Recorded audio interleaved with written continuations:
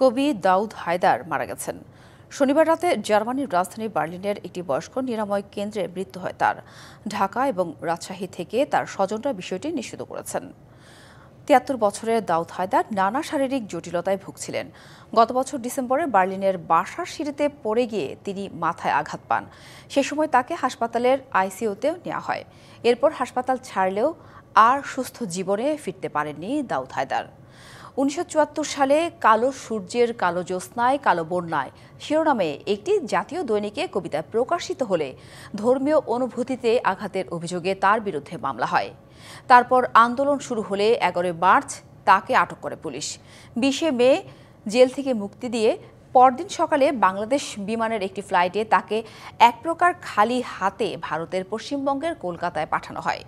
১৯৮৭ সাল থেকে জার্মানিতে নির্বাসিত জীবন শুরু করেন দাউদ হায়দার।